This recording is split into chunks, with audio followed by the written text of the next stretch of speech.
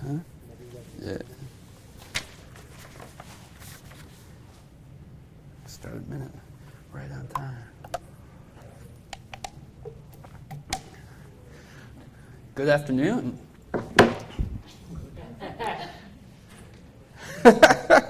No, we're here. I realize it's after lunch. It's Wednesday. I'm grateful to everyone who showed up for this.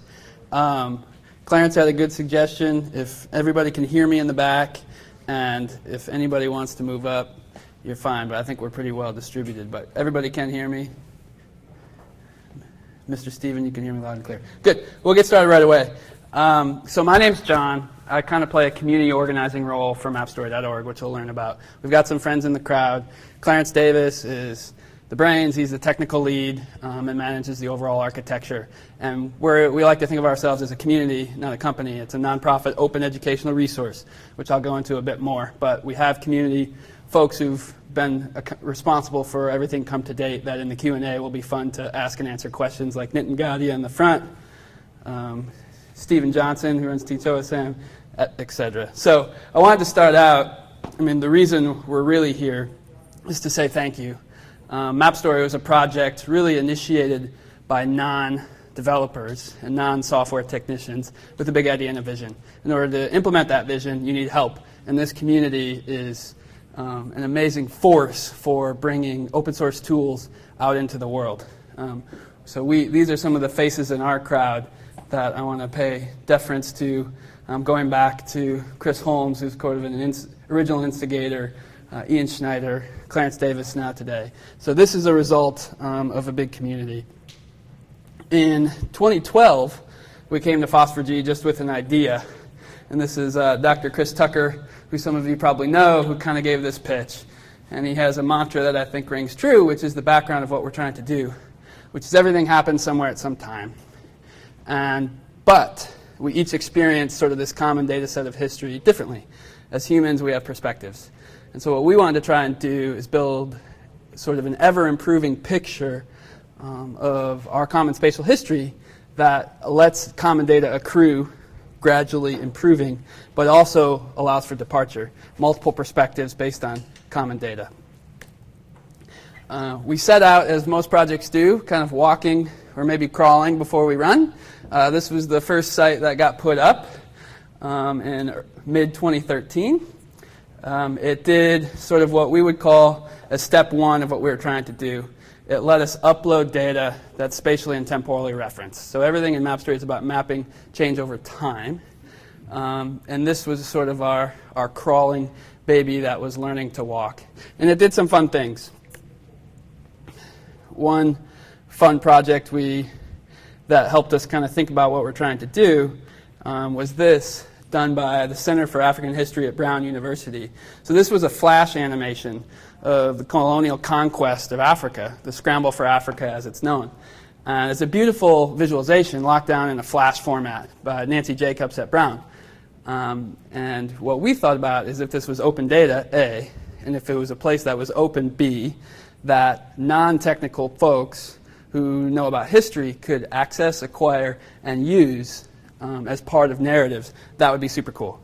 This is one particular style that one particular user has decided to create. And as you get towards the 1950s, 1960s, you see states start to form. So this was an example of how a flash animation in a closed data format could be opened up and shared in a public platform. An example of not a big university or institution, but actually just a passionate person, Nitin in the front row, who is a passionate resident of Ames, Iowa, and thought it'd be super cool to map the history of his hometown.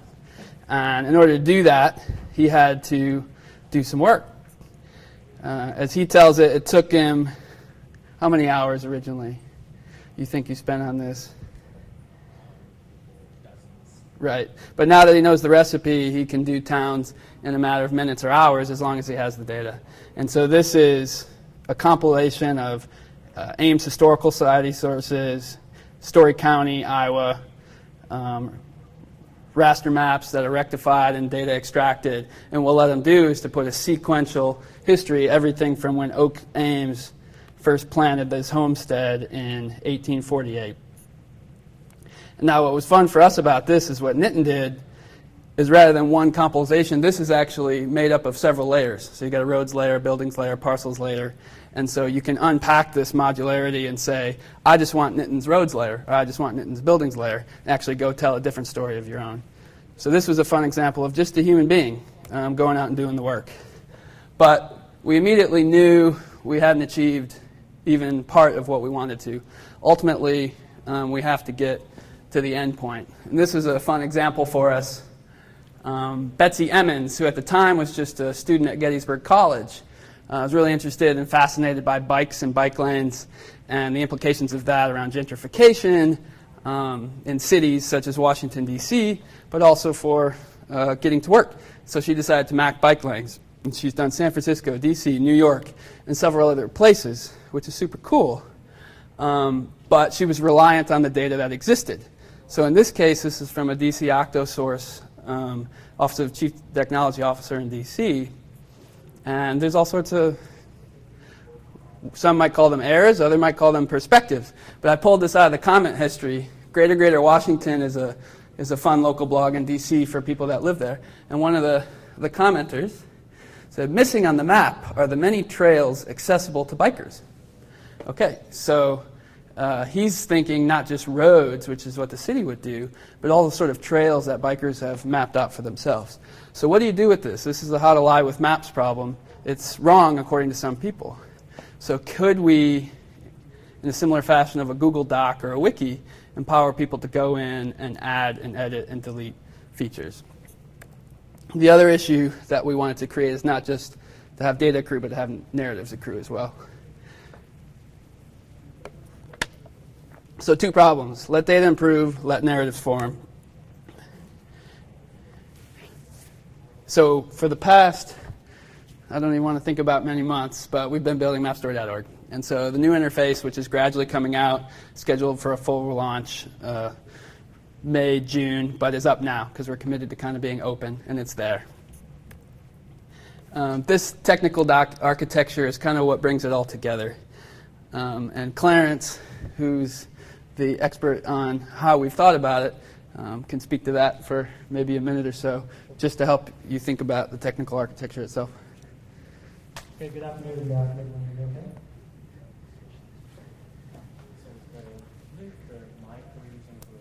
Mm-hmm.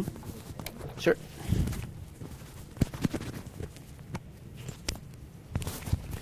Go down, man.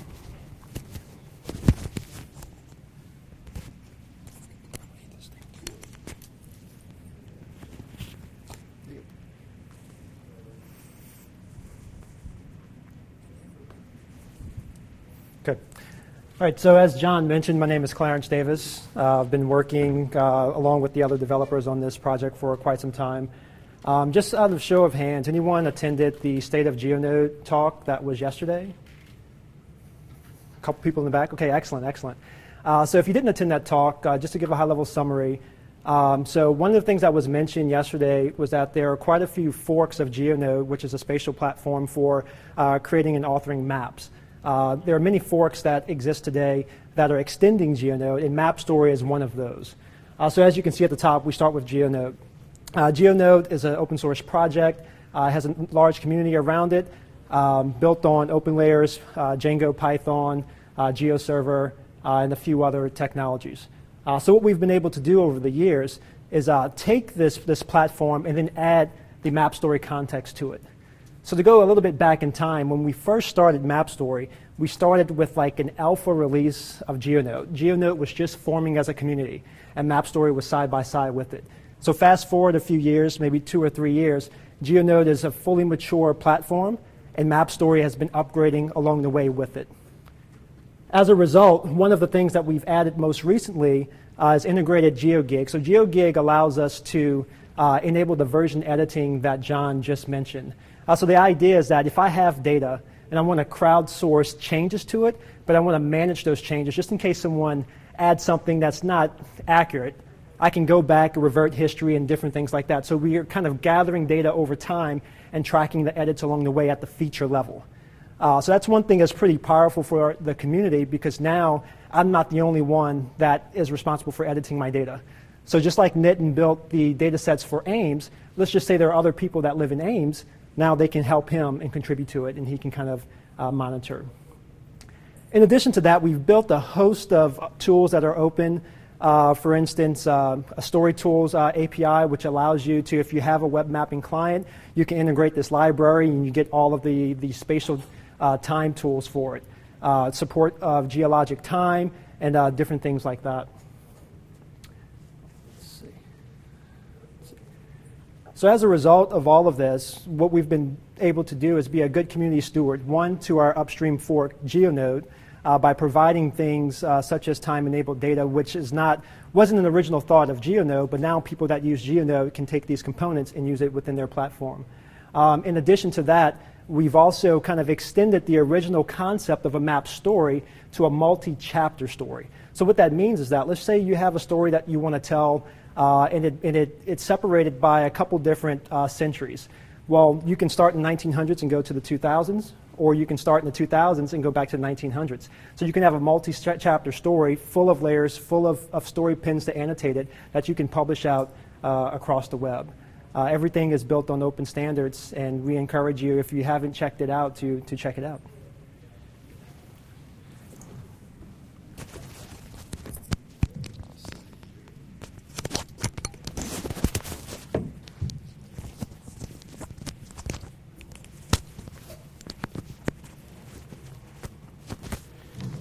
Right, good. So where are we now? We humbly come before you as a buggy and wonky effort to be excellent. Where we are now is a thing is up. It's got a bunch of data in it. This is an example for us of our first problem of editing. Let me just go through this a little slower. So on every map story, we think of data as what we call story layers. It's part jargon, but part also very intentional to say stories are made of something. It's not just data, but it has an author. Marco Polo apparently was alive for MapStory. That's actually Jeff Johnson, who many of you probably know. And we have the ability to sort of have a social context around it, right? So you want to be able to rate, flag, download the data raw because it's open, and everything around the data itself. But more importantly, you might see something wrong with it, and you want to go in and edit it. So hitting the edit button brings you in an interface that lets you play the layer and give you editing tools, just like you might edit a Google Doc if you're not a mapping person. Here we see we kind of have an edit war going on between Marco Polo and Ray Dizan, and they seem to have different understandings of how the United States formed. Ray seems to think that magically in 2016 there was all the states went away and we have one little thing left in the middle. I don't know. Maybe he's anticipating presidential politics. I don't know. But that's what he thinks. So if I disagree, what I want to do is go in and understand that edit. And I want to zoom into it. And potentially I want to revert back. I want to change it myself, and my edits will be tracked. So this is getting better and better and better, and a lot of work to do. But we want to be able to community edit layers that are open. The second piece of it is the storytelling. And this has been sort of the biggest struggle to think through what is a common architecture for a spatial narrative that can scale look like, right? Because we can do individual projects, but how can we scale? So we've actually taken inspiration from a very low-tech solution that we kind of admired on the web. It's, if anybody's been to animatedhistory.com, it's one guy, and I think some of his kids help him, and they make these flash animations of wars and battles and everything. This happens to be the Battle of Antietam in the Civil War. And they're all built in Flash, so they're kind of these closed animations. But what they do is kind of all the ingredients that for us became the ingredients of a map story. So if you see at the top, he's got a timeline. He's got some chapter information. He's broken this up into what we now call chapters, which let him have a new timeline. So in the first one, he's going day to day. In the second one, he's going hour by hour. And so he's able to give a big picture on the start of Antietam. On the map, he's got data, which is not geospatial since it's just in Flash, and he's able to show troop movements with annotations and explanation. In addition to his sort of summary information at the bottom, he's got annotations on the right that kind of give even more nuance. And so to us, this became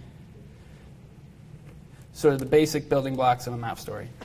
So you have at the bottom chapters, which are in effect a bucket, right? And in there you can fill up your bucket. Base maps, all the beautiful stuff that is coming out with the Slippy base maps that we can use. Story layers, which are your data, whatever that might be, but all mapped over space and time. Points, lines, polygons, what have you. On top of that, what can we do to sort of make the narrative work? So how can we create unique styles for your map story on a common data set? How can we mask data? So if somebody called it Stephen Johnson's awesome, but in your map story you want it to appear a different name, how do you mask a title? And how do you create story boxes and story pins, which are basically boxes as a spatial extent on a zoom inside a chapter, and a pin is something on the map that's not in the data. And that's our common piece and what we're trying to put together. So far, to create a map story, you go into what we call Composer, and you're asked to walk through a set of things. First, your map story needs what any book or chapter would need: a title, a summary, basic metadata, a category so we can find it later. And then you go in and make chapters. You find layers. So everybody's loaded, whether it's yours, whether you favorited it from somebody else, or whether you just search for it and find it. As you add layers, pick your base maps. Only a few available now, but more coming all the time.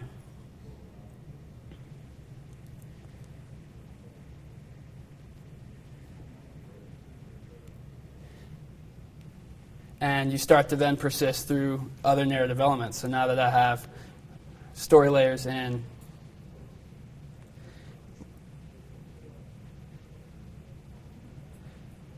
let me go style layers.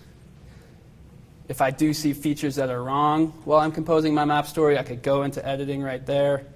We kind of have a default map story orange style so that when you construct your map story, you can create a departing style that's unique to your map story. There's a bunch of open icon sets that are in, and one of the things I'll mention at the end is trying to support client-side icons. So if you have a set of icons you want to share with the world, you can.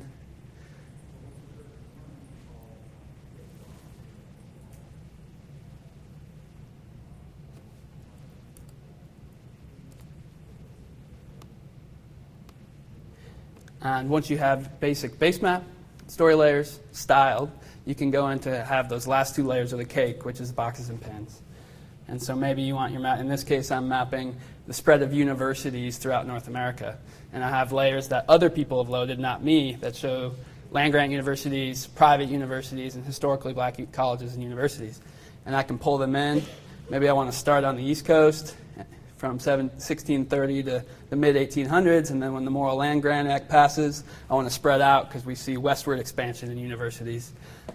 Maybe I'm particularly interested in how African Americans were excluded until 1890 from the land grant. I want to actually highlight that more in a subsequent story, whatever it might be. Now that it's all there, you can just do a million of them depending on what your story is.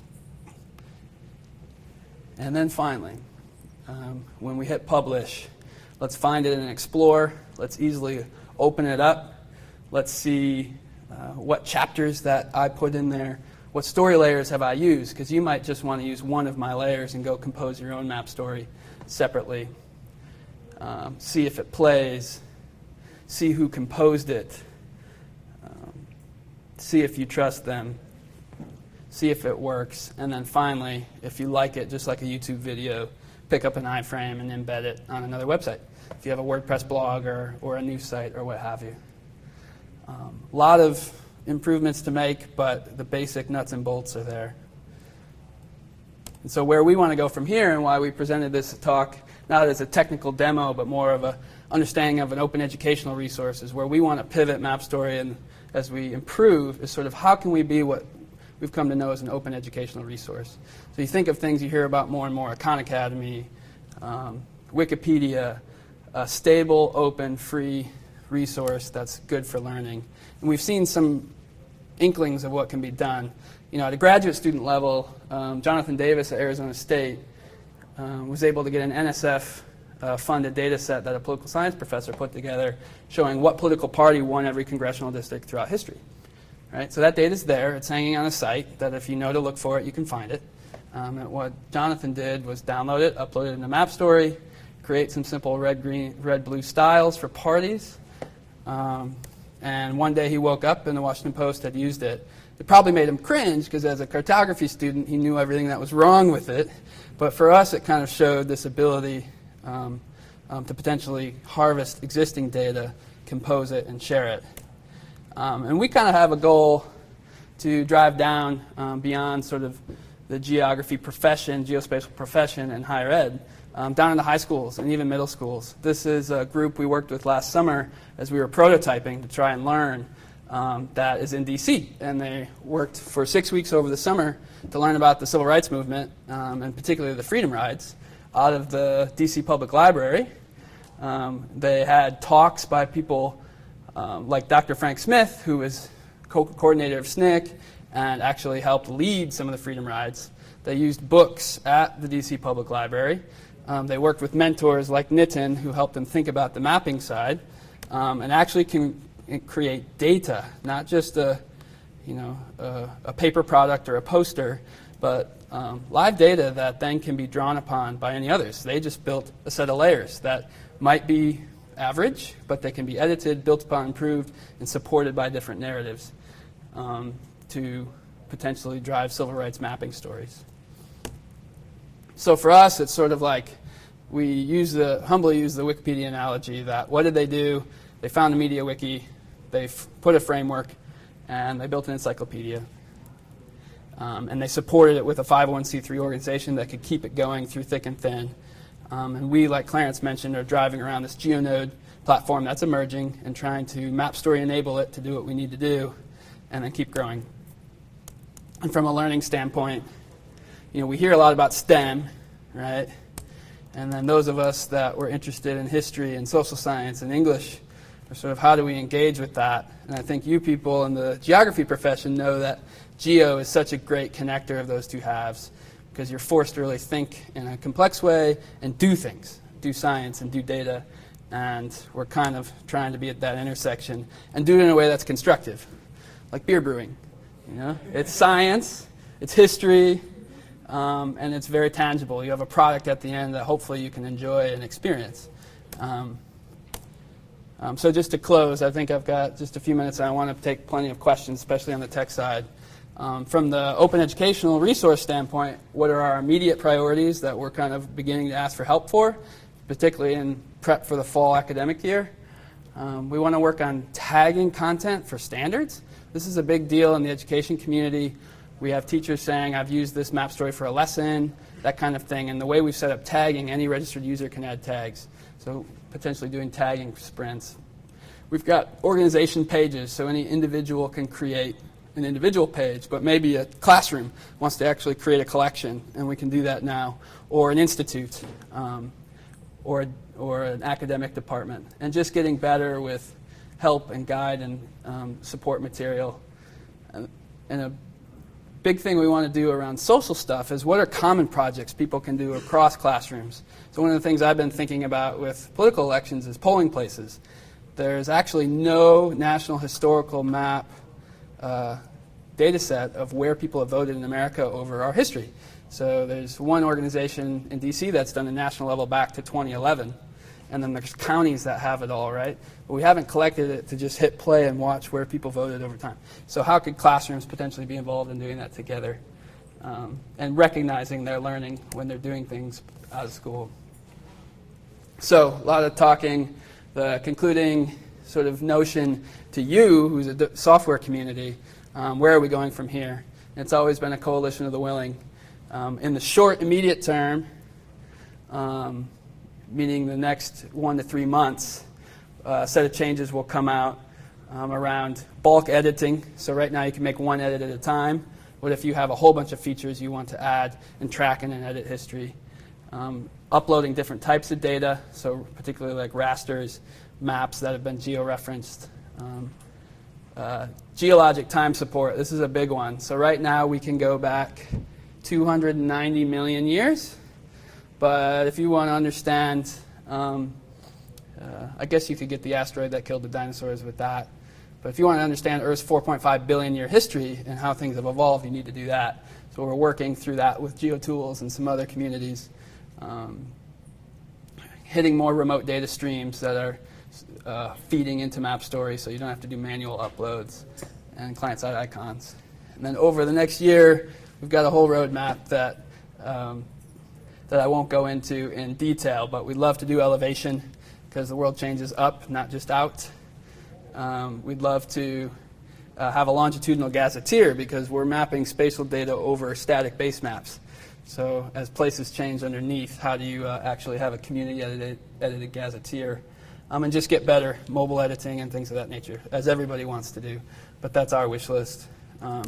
And we're open. So if people pop up, everything that's happened so far has been passionate participation, helping out, and doing what we can. I kind of play a community organizer role. Clarence is the wizard with doing the technology, and then we're a large community. So that is MapStory. I think we have about 9 minutes left, which is perfect because it's been a long day. But I'm interested in things I missed, questions, more examples, use cases, words of concern, anything of that nature. Just to leave it open for some questions if people have.